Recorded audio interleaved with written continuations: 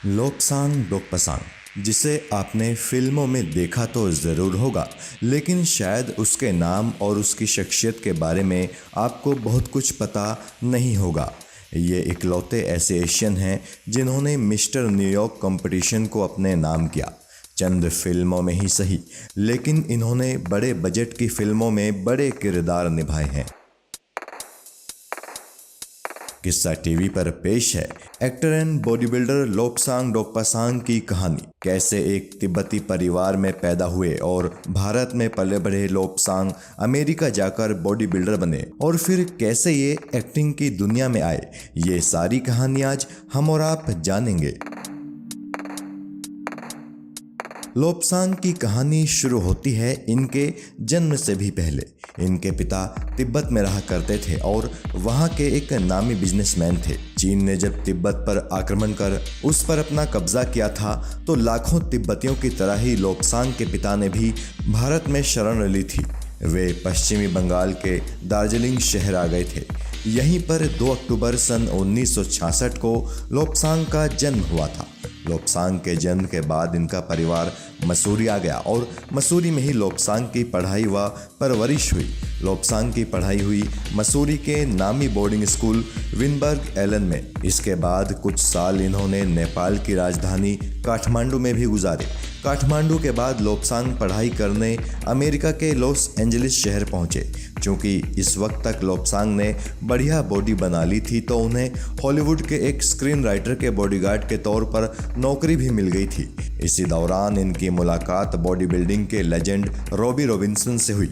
Robbie Robinson से हुई इस मुलाकात ने लोपसांग की जिंदगी पूरी तरह से बदल दी। ये भी बॉडी बिल्डिंग को जुनून की हद तक प्यार करने लगे। एक दफ़ा ये न्यूयॉर्क में रहने वाले अपने एक अंकल से मिलने गए। न्यूयॉर्क में ही ये एक लोकल बॉडी बिल्डिंग चैंपियनशिप देखने गए थे। वहाँ एक शख्स ने इनका मजाक उड़ाते हुए कहा कि कोई भी तिब्बतियन या एशियन ये बॉडी बिल्डिंग चैंपियनशिप नहीं जीत सकता। उस शख्स की बात इन्हें बहुत बुरी लगी। इन्होंने अपने मन में ठान लिया कि हर हाल में ये उस बॉडी बिल्डिंग चैंपियनशिप को जीत कर दिखाएंगे। और फिर शुरू हुई इनकी बेहद कड़ी मेहनत। अब तक Lobsang sports science and nutrition की अपनी डिग्री पूरी कर चुके थे। साथ ही ये बेहद कड़ी मेहनत भी कर रहे थे। अगले साल ये न्यूयॉर्क की उसी बॉडी बिल्डिंग चैंपियनशिप में हिस्सा लेने पहुंचे और उसे जीत भी गए। इसके बाद लोपसांग ने मिस्टर कनी, मिस्टर मैनहट्टन और 3 दफ़ा मिस्टर न्यूयॉर्क जैसी बॉडी बिल्डिंग प्रतियोगिताएं अपने नाम की। मिस्टर न्यूयॉर्क जैसी प्रतिष्ठित बॉडी बिल्डिंग प्रतियोगिता को जीतने वाले ये पहले एशियन हैं। बॉडी बिल्डिंग के साथ साथ लोपसांग न्यूयॉर्क से फिल्म और एक्टिंग की पढ़ाई भी कर रहे थे। न्यूयॉर्क के उसी कॉलेज से इन्होंने एक्टिंग की पढ़ाई की है जिससे रणबीर कपूर ने भी एक्टिंग का डिप्लोमा किया है। न्यूयॉर्क में बॉडी बिल्डिंग के क्षेत्र में इनका इतना नाम हुआ कि नेपाल के राजा के बेटे से इनकी बढ़िया दोस्ती हो गई थी। उन्हीं के कहने पर लोपसांग ने सैफ गेम्स में नेपाल की तरफ से हिस्सा लिया और उस साल इन्होंने नेपाल के लिए बॉडी बिल्डिंग में गोल्ड मेडल जीता। ये गोल्ड मेडल जीतने के बाद तो लोपसांग भारत में भी बहुत लोकप्रिय हो गए। इसी दौरान लोपसांग मुंबई आए और यहाँ वो सोहेल खान और संजय दत्त की फिल्म मैंने दिल तुझको दिया के सेट पर पहुँचे। संजय दत्त और सोहेल खान से इनकी बढ़िया दोस्ती हो गई। इस फिल्म के सेट पर एक्शन डायरेक्टर एलन अमीन ने इन्हें देखा और वो इनकी बॉडी से काफ़ी प्रभावित हुए। एलन अमीन ने इनसे कहा कि तुम्हें फिरोज़ खान साहब से मिलना चाहिए। अपनी एक फिल्म के लिए वो तुम्हारे जैसी पर्सनैलिटी वाले शख्स की तलाश में हैं। एलन अमीन के कहने पर लोपसांग फिरोज़ खान के ऑफिस उनसे मिलने पहुंचे। वहां पहुंचकर ये उस वक्त हैरान रह गए जब फिरोज़ खान ने इन्हें बताया कि वो इन्हें जानते हैं। ये हैरान थे कि आखिर फिरोज़ खान जैसी बड़ी हस्ती इन्हें कैसे जानती है। तो हुआ कुछ यूँ था कि जब ये मुंबई आए थे तो बॉम्बे टाइम्स अखबार में इनके बारे में एक बड़ा सा आर्टिकल छपा था और उसी आर्टिकल को पढ़कर फिरोज़ खान ने लोपसांग को पहले ही जान लिया था। फिरोज़ खान ने इन्हें जुहू स्थित अपने बंगले पर बुलाया उन दिनों फिरोज खान अपनी फिल्म जानशीन की तैयारी कर रहे थे। अपने घर पर फिरोज खान ने लोब्सांग का एक स्क्रीन टेस्ट लिया। फिरोज खान को लोब्सांग की पर्सनैलिटी बेहद पसंद आई। उन्होंने अपने बेटे फरदीन से कहा कि उन्हें उनका शेर खान मिल गया। दरअसल फिरोज खान ने लोब्सांग को जानशीन फिल्म में शेर खान के रोल के लिए सिलेक्ट कर लिया था। फिरोज खान ने लोब्सांग से कहा कि तुम्हारी आंखें बेहद इंटेंस हैं, साथ ही तुम्हारी स्क्रीन प्रेजेंस और तुम्हारी डायलॉग डिलीवरी भी बहुत शानदार है। मैं तुम्हें जानशीन ही नहीं बल्कि जानशीन के बाद अपने 2 और बड़े प्रोजेक्ट्स में भी काम दूंगा। हालांकि इससे पहले कि उन प्रोजेक्ट्स पर काम शुरू हो पाता, फिरोज खान साहब ने ये दुनिया छोड़ दी। वैसे बात अगर लोब्सांग की पहली फिल्म की करें तो इनकी पहली फिल्म अक्षय कुमार की तलाश द हंट बिगिंस थी। उस फिल्म में ये करीना कपूर के बॉडीगार्ड के रोल में दिखे थे। तलाश के कुछ महीनों बाद इनकी दूसरी फिल्म आई थी जिसका नाम था जानशीन, जो कि इनकी साइन की हुई पहली फिल्म थी। जानशीन के बाद लोब्सांग ने आवारा पागल दीवाना साइन की थी। फिल्म के कुछ सीन्स की शूटिंग मस्कट में होनी थी।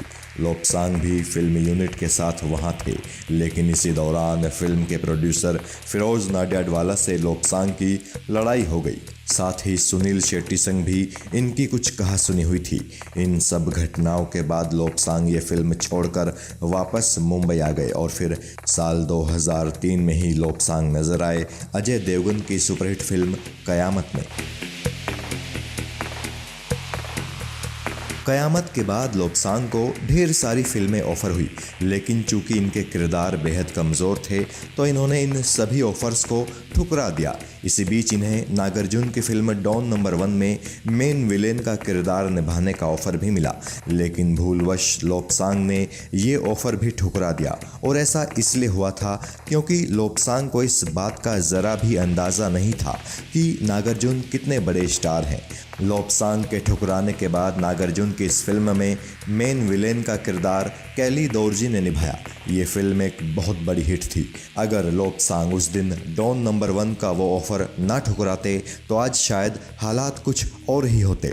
लोब्सांग को राकेश रोशन ने भी क्रिस 3 में एक बढ़िया रोल ऑफर किया था, लेकिन उसी दौरान इनके बड़े बेटे लोब्सांग टाइगर का न्यूयॉर्क में जन्म हुआ था और चूंकि लोब्सांग अपनी फैमिली को सर्वोपरि रखते हैं तो उन्होंने राकेश रोशन का वो ऑफर अस्वीकार कर दिया। हालांकि इस बात की पूरी संभावना है कि लोब्सांग क्रिस 4 में नजर आ जाएं। लोब्सांग अब अपने परिवार संग अमेरिका में ही रहते हैं। वो अब भी फिल्मों में बढ़िया ऑफर्स मिलने के इंतज़ार में हैं, लेकिन वो साफ कहते हैं कि घटिया रोल्स कभी स्वीकार नहीं करेंगे। लोब्सांग पहले ऐसे तिब्बतियन कलाकार हैं जिसने बॉलीवुड में भी अपना एक मुकाम बनाया। इन्होंने कुछ इंटरनेशनल फिल्म्स में भी काम किया है। साथ ही इनके जीवन पर एक पूरी डॉक्यूमेंट्री भी बन चुकी है। दलाई लामा संग भी लोब्सांग अपना काफ़ी वक्त गुजारते हैं। साथ ही युवाओं को बॉडी बिल्डिंग टिप्स देने के लिए इन्हें भारत आने के ऑफर्स मिलते ही रहते हैं। अमेरिका में अब वो एक फिटनेस गुरु की हैसियत से काम करते हैं और यहाँ के लोगों के बीच काफ़ी लोकप्रिय हैं। The New York police officer and monk नाम की एक फिल्म में तो ये लीड रोल में नजर आएंगे। ये फिल्म अंग्रेजी, हिंदी और तिब्बती भाषा में रिलीज की जाएगी। हालांकि पिछले कुछ सालों से ये फिल्म अटकी पड़ी है। किस्सा टीवी उम्मीद करता है कि जल्द ही लोब्सांग को दर्शक किसी दमदार फिल्म में किसी ज़बरदस्त किरदार में देखें। साथ ही किस्सा टीवी उनके परिवार की सलामती और उनकी अच्छी सेहत की प्रार्थना भी ईश्वर से करता है। जय हिंद।